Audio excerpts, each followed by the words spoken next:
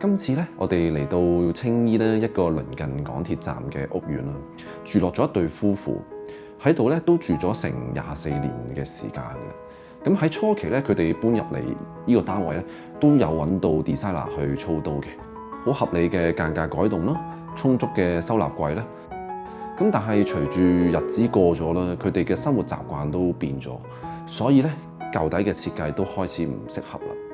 所以我嘅設計團隊咧嘅首要目的咧就係要俾到一個全新嘅空間體驗佢哋啦，亦都要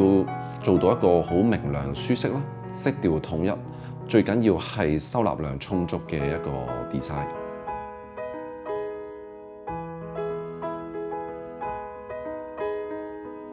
喺起初咧認識屋主嘅時候咧，上到嚟佢哋嘅單位咧，都感覺到佢哋收納分類咧做得好好，好有條理。唯獨比較大嘅問題就係佢兩個細房咧就過於雜亂，除咗堆滿晒啲櫃之外咧，連地下都堆滿咗好多嘅雜物。咁為咗做到一個全新嘅空間體驗啦，亦都要解決到收納量嘅問題咧，咁都需要作出一啲間隔嘅改動嘅。咁我首先咧將兩個洗手間咧用咗一個偷位嘅手法咧去做咗個改動，可以令到佢多咗一個額外嘅收納櫃。同時咧，利用一啲櫃間牆嘅手法去重新分割翻寢區啦、多功能區啦、工作區啦，同埋客飯廳嘅。而廚房咧同埋儲物室咧就保留翻喺原有嘅位置。廚房嘅牆身咧俾我拆除咗之後咧，入到嚟門口咧再唔係一個狹小嘅走廊感覺，而係一個將廚房同玄關結合咗嘅一個視覺效果比較開揚嘅感覺。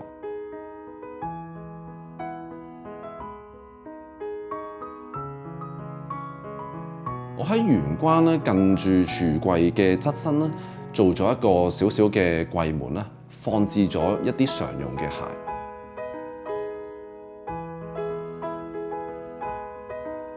我啱啱同屋主都傾過偈咧，發現佢都每日都會喺廚房逗留咗唔少嘅時間，甚至會喺度食下早餐、飲下咖啡都會嘅。咁令到佢肯逗留喺個廚房咁長時間咧嘅原因咧，咁主要都係我將個雪櫃咧移咗去舊底儲物室嘅位啦，令到個廚房咧騰空翻更加多嘅位置去俾佢去逗留。呢一個嘅改動咧，除咗令到使用上會更加舒適啦，亦都令到成個櫥櫃嗰個線條咧更加乾淨利落嘅。廚房嘅地台咧，我哋都刻意轉用咗一隻比較小型嘅手工磚啦，去區分翻客廳同廚房之間嘅界線。嚟到盡頭啦，仲一個儲物室嘅位啦，咁佢就充當住一啲擺鞋啦、雜物啦、一啲小型家電啦，甚至亦都可以擺到2部嘅單車嘅。儲物室嘅地台咧，就刻意再用咗另一款嘅瓷磚。呢一個嘅變化可以睇得到屋主啦，其實對細緻度嘅要求係非常之高。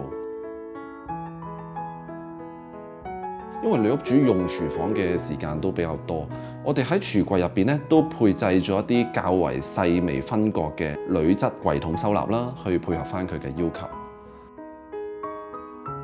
咁客廳嘅部分咧，咁我嘅團隊做咗一個好大嘅改動，就係將舊底嘅走廊位置移到去靠近窗邊嘅位，同時將佢擴闊到去擁有大約1.3米嘅距離。呢個改動咧係可以令到個採光度大增啦，亦都可以俾到個更大嘅空間變化嘅體驗。佢哋兩位嘅電視嘅位置咧，亦都係我哋團隊擺咗一個最大嘅心力去設計嘅一個位啦。我哋借用咗一個上下挑空嘅手法啦，減輕咗呢個電視牆嘅重量啦，同時亦都運用咗6種唔同嘅材料啦，包括一啲不鏽鋼啦、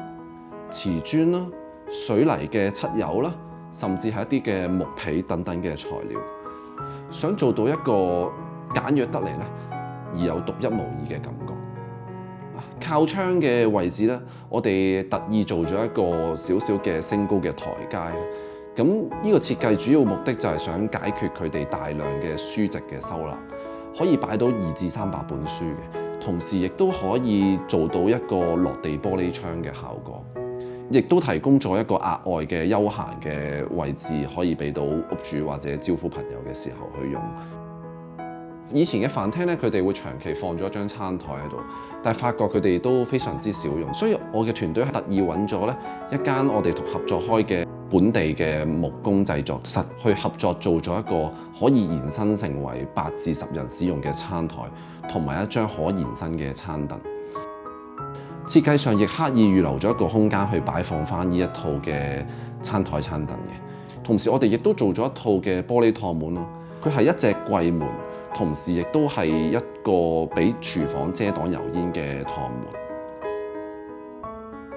原先嘅2間細房啦，俾我哋改動咗之後咧，就成為咗一個多功能嘅區域。去到盡頭嘅位置咧，我哋除咗擁有一啲嘅收納櫃之外咧，亦都有一套嘅趟門屏風。封閉咗之後咧，就會成為咗一間嘅客房，可以俾戶主嘅媽媽嚟去過夜用嘅。而再靠近客廳嘅位咧，我哋就做咗一個嘅工作區域，主要係 for 翻女屋主啦，佢會喺在家工作啦，亦都有一啲大量嘅文件同書籍嘅收納。呢2個嘅區域咧，都用咗一個開放式嘅手法啦，係特登咧係令到佢同客廳之間嘅界線做得比較模糊，呈現到一個更加空曠嘅感覺。電視嘅背後，我哋亦都冇浪費啦。除咗擺放雜物之外咧，亦都可以擺放翻一啲家中必備、router等等嘅小電器，同時亦都具備到一定嘅收納量。客廁咧就男屋主會使用得比較多嘅，我哋用咗一種比較橙黃色嘅色調，主要咧係想中和翻咧客廳佢比較冰冷嘅感覺。要入到去寢區嘅位啦，我哋需要經過咗一個過渡空間。呢個過渡空間嘅2側咧，我哋都做咗一個嘅高身嘅收納櫃。其中一組櫃咧，佢擺放衣物啦，用咗一個懸吊啦，同埋玻璃門嘅手法去設計，可以俾到一種 walk-in closet 嘅感覺。佢哋配合翻收納量嘅要求啦，我哋都做咗一個擁有40 cm 具收納量嘅台階，配合翻一件原石嘅石級去俾佢上落使用嘅。床嘅位置咧，我將佢咧推埋多少少喺靠窗，令到隔離咧可以做到一個更闊嘅衣櫃。另外嘅一個嘅廁所咧，主要係俾女屋主用嘅。呢個廁所亦都具備沐浴嘅功能啦、洗衣同埋晾衫嘅功能嘅。今次項目嘅難度咧，在於要做到空間感好開揚之外咧，亦都要擁有好大嘅收納量。櫃咧嘅數量就唔少得㗎啦。所以呢個技巧就係要借助一啲懸吊嘅手法啦，配合一啲比較素色嘅材質，去淡化翻整個重量。今次呢個設計咧要做到 sustainable 啦、consistent 啦，同埋好有 harmony 嘅氛圍啦。我哋喺白同灰嘅基調之間咧，都運用咗好多唔同嘅材質，結合磚啦、石啦、藝術漆啦、木皮等等。當你望得佢越耐嘅時候咧，越感覺到佢嘅獨特性，亦都係我哋團隊咧今次呢一個嘅設計咧最大嘅原意嚟嘅。